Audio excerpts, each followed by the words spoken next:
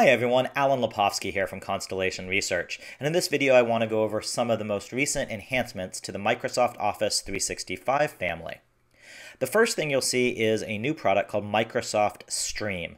Essentially, I hate to use the cliche, but this is a YouTube for your enterprise. This is a internal video media center where people can upload videos. You can see, which videos people are liking and commenting on and trending. It gives your company the ability to privately and securely share rich media content. And as we all know, videos are becoming more and more popular every day. They're easier to record with our smartphones. They're easier to edit with some of the simple software that people have, and they convey a very powerful message over text and just photos and things like that. So we're seeing video become a very important training aid in education and knowledge sharing, and even for questions and answers, and for me doing things like this video right here.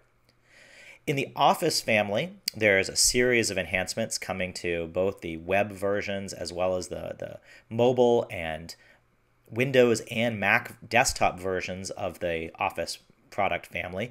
The first of which is something new called Researcher, where inside Microsoft Word, you can see over here on the right-hand side, it's powered by Bing Search. You can find information, quotes, citations, things like that, that are then directly able to be embedded into your documents. And it makes searching and finding and creating information much simpler.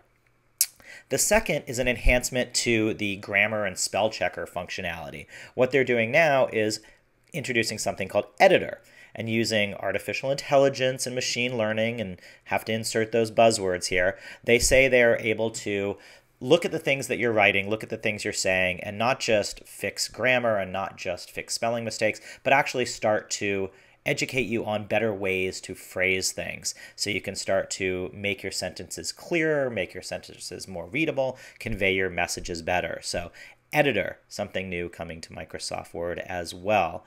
In the Outlook family, I'm going to jump over to another tab for a second, but I'll start here. They're introducing a couple new things. The first is focused inbox versus other. This may be very familiar to you if you're users of Gmail in your personal or your work life, but it's the idea that messages are automatically categorized into a series of, in this case, tabs, and in Google's case, labels. But what Microsoft Outlook is doing is it's taking messages it deems important, putting them in your Focus tab, and taking other messages and putting them in your Other tab. You can drag and drop messages in between, and it will learn and improve the more you use it in time.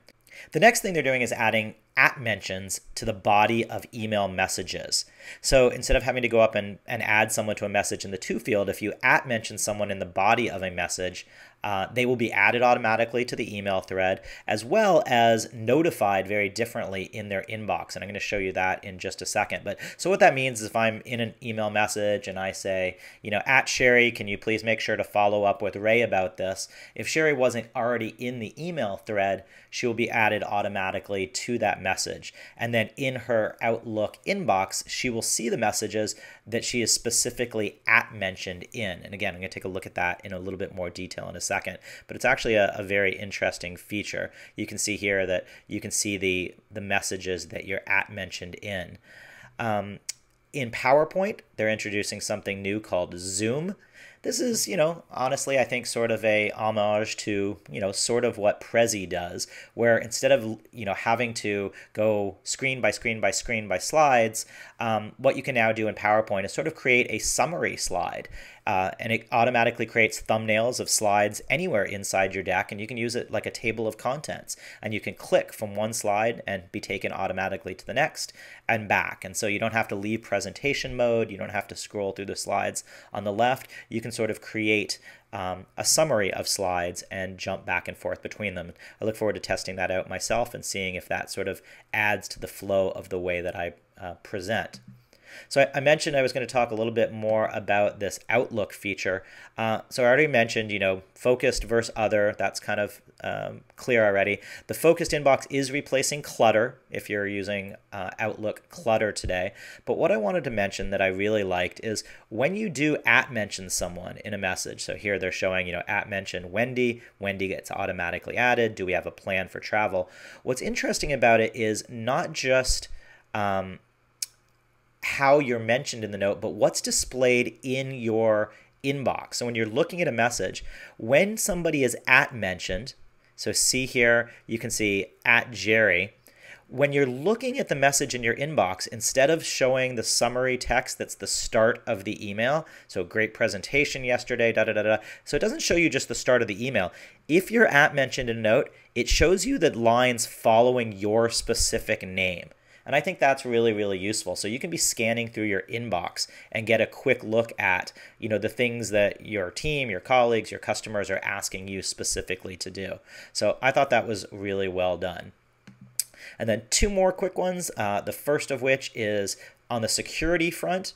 They're adding Azure Rights Management to help protect information from Word, Excel, and PowerPoint in their mobile apps for Android. So some of the things they've been able to do in the past in Windows and Mac and iOS, they're now extending. So across all of the platforms that you are using to share information, create content, you can actually add things like rights management, protection to those documents. So that's an update from the security front. And then finally, I want to mention something. It's a little bit on the consumer side, but I think it can work its way into the enterprise space, is Microsoft's Garage, sort of their research and development arm, has released a new camera app for iOS that's called Microsoft Pix. What it does is it uses, again, buzzword, artificial intelligence, to take a look at the image that you're shooting. It takes a few frames before the image, it takes a few frames after the image, and it provides you the best looking version of the image. So for example, maybe someone blinks, but maybe they don't blink a second later, and it's able to capture that and sort of overlay that image. So really interesting, and what I think I'd like to see here is sort of a combination of what they're doing here with Microsoft Pix and maybe what they're doing with Microsoft Office Lens for taking shots of things like slides and presentations. I'd love to see them combine all the technology they're doing with cameras to add new content and allow enterprise users to create information to share with their colleagues and their customers and things. So anyway, quick review of things that are happening at Microsoft: new video features, new Microsoft Word, PowerPoint, and Outlook features, some new security features, and some new things happening in cameras. So Microsoft keeping us busy, adding new functions to Office 365 pretty much on a daily basis. This has been Alan Lepofsky. I hope this information was helpful, and if you have any questions or comments, please feel free to get in touch with me. Have a great day. Bye.